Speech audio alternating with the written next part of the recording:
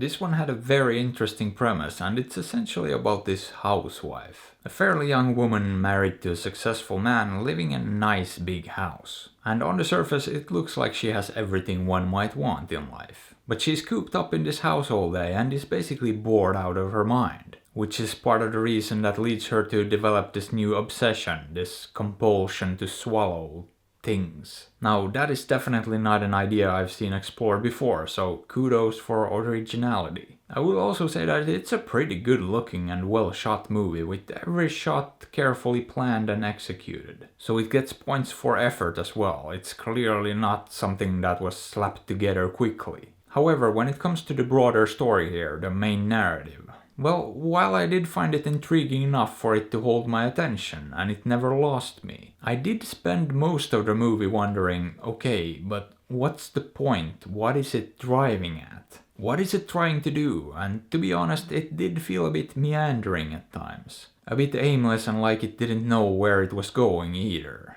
And I was pretty much convinced at some point that this might turn out to be a case of style over substance. That being said though, there is some substance to it, and I guess it's essentially about, well, addiction and how people sometimes find weird ways to deal with their issues. Whether that be current issues or past traumas, people cope in different ways. And they're all basically doing the same thing, but they're just expressing it in a different way. And you know, this is in many ways a rather tragic and sad story too. One that took a unique approach to something I've seen explored many times before. But I'd be lying if I said I thought it was anything special for most of the runtime. Because of how aimless and meandering it felt to me, it just didn't feel like it was really going anywhere. However, toward the end there, the very last part of the movie, it took a turn I did not see coming.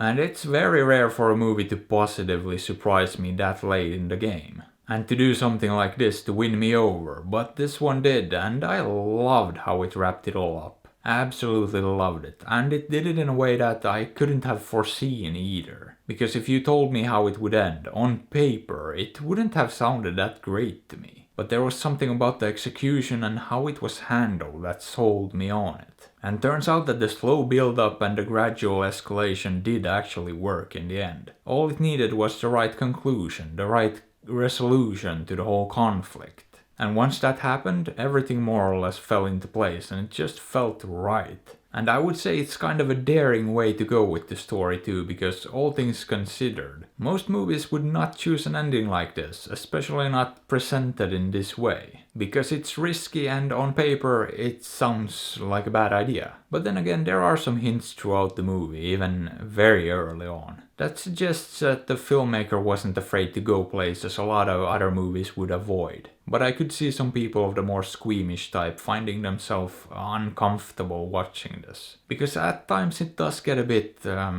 graphic, for the lack of a better word. But you know what? When it was all said and done, I ended up appreciating this movie a fair bit actually. I liked what it did and where it went, and a lot of that had to do with the ending. I thought that's what really brought it home and solidified this as something noteworthy. And something other than just your run-of-the-mill indie drama. And I think this one might stick with me for a while actually. But with that being said, would I recommend it?